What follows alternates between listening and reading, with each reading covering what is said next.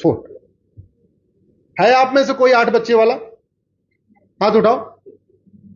मैं आपको दिल्ली में 15 से 20 बच्चे का परिवार दिखाता हूं आपको। चलिए चलो सीलमपुर दिखाता हूं आपको। और कहीं नहीं, जमुना जी के खादर में चले जाओ, आपको हर झुग्गी में 15 से 20 बच्चे मिलेंगे, 10 से 15 मिलेंगे। और कड़वे सच को स्वीकार करिए।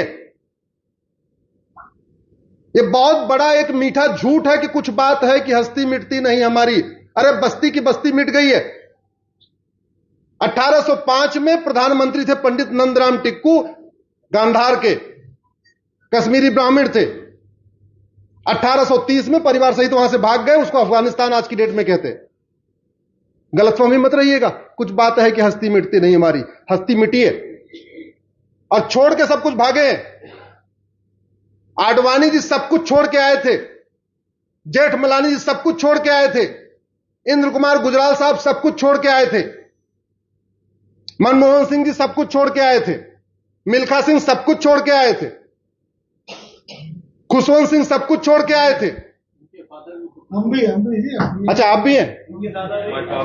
ये देखिए यही मिल रहा है, कुछ नहीं लेके आए थे।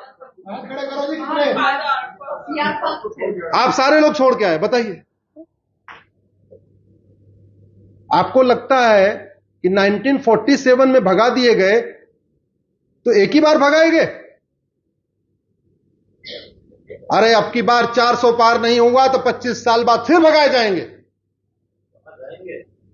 याद रखिएगा, भारत के 9 राज्यों में खत्म हो चुके हैं।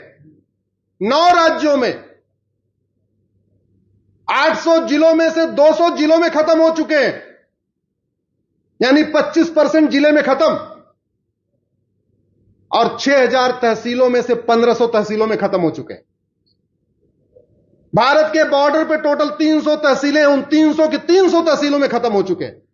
चाहे वो नेपाल का बॉर्डर हो, चाहे वो बांग्लादेश का बॉर्डर हो, म्यांमार का बॉर्डर हो, चाहे आपका हिमालय का हो, चाहे इधर समुद्र का बॉर्डर हो या पाकिस्तान का बॉर्डर हो, बॉर्डर पे 100% खत्म हो चुके हैं। 300 तहसीलें हमारी बॉर्डर को टच करती हैं, उनमें 300 के 300 में खत्म हो चुके हैं। इसलिए गलतफहमी मत रहिए, कुछ बात है कि हस्ती मिटती नहीं हमारी। दुर्योधन के ननिहाल से हस्ती मिट गई। राजा भरत का ननिहाल, जहां से माता कैकेयी आई थी, उसको आज की डेट में पाकिस्तान कहते हैं, वहां से हस्ती मिट चुकी है। पूर्वी बंगाल बांग्लादेश कहलाता है, वहां से हस्ती मिट चुकी है।